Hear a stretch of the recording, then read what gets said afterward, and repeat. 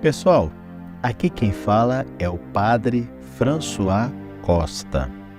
Todos os dias, como já é costume, rezamos a oração do Ângelus, ou a oração do Anjo do Senhor.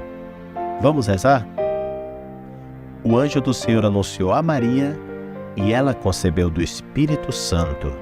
Ave Maria, cheia de graça, o Senhor é convosco. Bendita sois vós entre as mulheres e bendito é o fruto do vosso ventre, Jesus.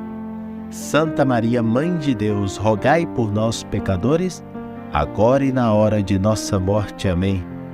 Eis aqui a serva do Senhor. Faça-se em mim segundo a vossa palavra. Ave Maria, cheia de graça, o Senhor é convosco. Bendita sois vós entre as mulheres e bendito é o fruto do vosso ventre, Jesus. Santa Maria, Mãe de Deus, rogai por nós, pecadores, agora e na hora de nossa morte. Amém. E o Verbo se fez carne e habitou entre nós.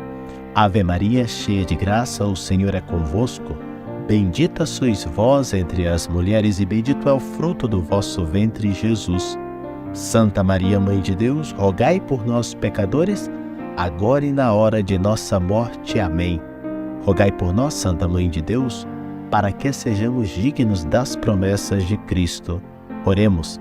Infundi, Senhor, a vossa graça em nossas almas, para que nós que conhecemos pela anunciação do anjo a encarnação de Jesus Cristo, vosso Filho, cheguemos por sua paixão e cruz à glória da ressurreição. Por Cristo, Senhor nosso. Amém. Queridíssimos todos, vamos continuar nossa reflexão com a carta aos Hebreus, no capítulo 4, a partir do versículo 2. Pois também nós, como eles, recebemos uma boa nova, a palavra que ouviram. Contudo, de nada lhes aproveitou por não se unirem pela fé àqueles que a tinham ouvido. Veja que a comparação o tempo todo, já tem um bom tempo que o autor da carta está comparando constantemente os cristãos daquele então aos israelitas do tempo de Moisés. Moisés tinha feito de tudo para libertar o povo da escravidão, mas o povo tinha um coração duro, um coração empedernido, e portanto nem sempre escutava a voz de Moisés e não fazia a vontade de Deus. Então o autor da carta aos Hebreus quer exortar os cristãos para que não sejam como aquele antigo povo de Deus, mas que seja de verdade o novo povo de Deus. De tal maneira, também nós, como eles, como os antigos israelitas, recebemos uma boa nova. Sem dúvida alguma, para aquele povo que já estava escravizado há 400 anos no Egito, receber notícia de libertação por um homem muito íntimo de Deus, como foi Moisés, foi uma boa nova impressionante. E tudo isso desde o ponto de vista muito espiritual e também muito do dia a dia, porque a libertação não era só uma libertação espiritual, era a libertação de uma escravidão mesmo. Então, para eles era uma boa notícia. A palavra que ouviram de nada lhes aproveitou, porque não se uniram pela fé aqueles que a tinham ouvido. E anota, por exemplo, a Bíblia de Jerusalém, o caso de Josué e Calebe, que ouviram a palavra e eles realmente deram fé. De fato, Josué foi o sucessor de Moisés. Realmente, Josué se uniu pela fé àquele que a tinha ouvido. Quer dizer, Moisés ouve de Deus.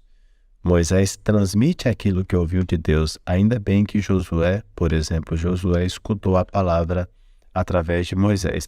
E nós temos que escutar a palavra que nos veio dos apóstolos através daqueles que na igreja são sacerdotes, são ministros da palavra, são ministros do culto divino, nos santos sacramentos, estão postos por Deus para conduzir o rebanho do Senhor. Por isso nós temos que ouvir a palavra de Deus. Mais do que ler juntos, a gente tem que ouvir a palavra em cada celebração eucarística, ouvir a pregação, na qual também age o Espírito Santo age no coração dos fiéis.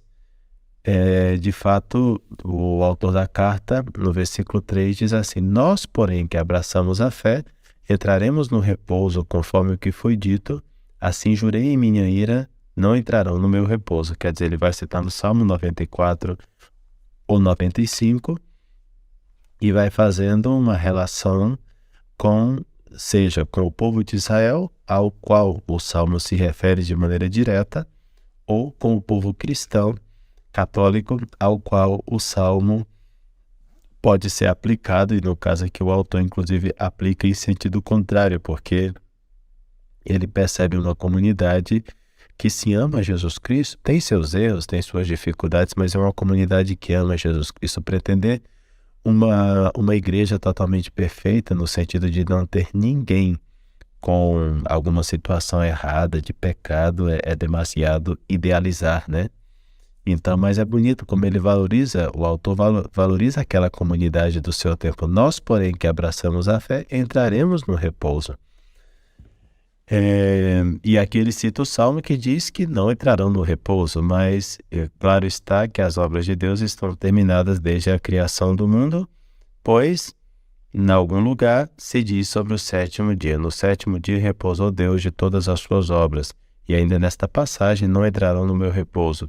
Sendo assim, outros entrarão nele, visto que aqueles que primeiro receberam a boa nova não entraram, aqueles israelitas, devido à sua desobediência, tornou Deus a fixar outro dia, hoje, quando há muito disse em Davi, conforme dissemos acima, hoje, se lhe ouvides a voz, não endureçais os vossos corações. Pois bem, se Josué lhes tivesse assegurado este repouso, não se falaria mais de outro. Por isso, ainda fica em perspectiva para o povo de Deus um repouso de sábado, pois aquele que entrou no seu repouso descansou das suas obras, assim como Deus descansa das suas. Empenhemo-nos, portanto, por entrar nesse repouso, para que este mesmo exemplo de desobediência não leve ninguém a cair. Então, é o que eu dizia, né? O Salmo serve para explicar um antes, que é o sentido literal, e um depois, que é como que um sentido assim escatológico do Salmo com relação aos cristãos. Então, uma exortação viva, empenhemo-nos para entrar nesse repouso. Então, se por um lado, no versículo 3, o autor da carta aos Hebreus, no capítulo 4, dizia, nós, porém, que abraçamos a fé, entraremos no repouso, entraremos no céu. Agora, depois dessa afirmação tão categórica, no versículo 11, ou seja, Hebreus 4:11, ele vai dizer, empenhemo-nos, portanto, por entrar neste repouso. Vejam que é uma parte que é totalmente graça de Deus e que dá uma convicção profunda. Se nos apoiamos totalmente em Deus, nós entraremos no céu. Por outro lado, no que se refere a nós, o nosso empenho, nas coisas que nós podemos fazer para entrar no céu, empenhemo-nos, portanto, por entrar no céu, no repouso. Para que esse mesmo exemplo de desobediência, refere-se mais uma vez aos israelitas, que os exemplos de desobediência não levem ninguém a cair. Também os exemplos de desobediência nos tempos atuais da vida da igreja, como também era atual nos tempos do autor da carta aos Hebreus.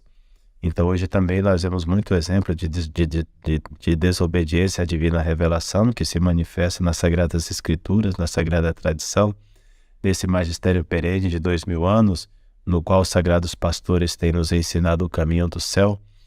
Infelizmente, em todos os ambientes da igreja, seja no clero quanto nos fiéis, nos religiosos, há muita infidelidade a Deus, há muita infidelidade à tradição cristã, muita infidelidade à palavra de Deus, mas sempre se encontra aquele punhado pequeno que não dobra os joelhos diante de Baal, que não segue a linha do mais moderninho, daquilo que todo mundo faz, mas que mantém os olhos fixos em Jesus, autor e consumador da nossa fé, porque nós queremos entrar no céu e sabemos que se cedemos em questões tão importantes que se referem à nossa salvação, não entraremos no repouso.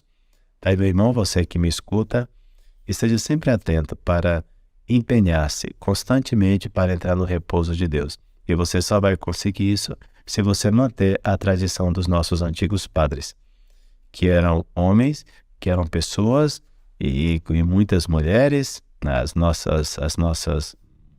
essas grandes mulheres da fé também, que sabiam que a palavra divina se nos dá pela tradição e pela escritura, e mantinham fidelidade a isso, independentemente de qualquer heresia do momento, qualquer erro do momento, eles estavam fiéis. Mesmo se o clero se equivoca em muitos momentos, todos nós devemos estar bem tranquilos, bem confiantes em Deus, professando a fé apostólica, vivendo conforme os costumes católicos.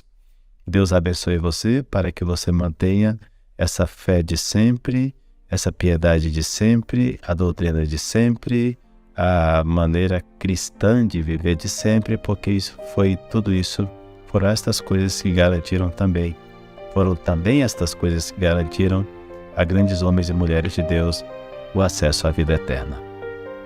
Glória ao Pai, ao Filho e ao Espírito Santo, como era no princípio, agora e sempre, pelos séculos dos séculos. Amém. Glória ao Pai, ao Filho e ao Espírito Santo, como era no princípio, agora e sempre, pelos séculos dos séculos. Amém. Glória ao Pai, ao Filho e ao Espírito Santo, como era no princípio, agora e sempre, pelos séculos dos séculos. Amém. Santo anjo do Senhor, meu zeloso guardador, se a ti me confio a piedade divina, sempre me rege, me guarde, me governe, me ilumine. Amém. Santa Maria, sede da sabedoria, rogai por nós.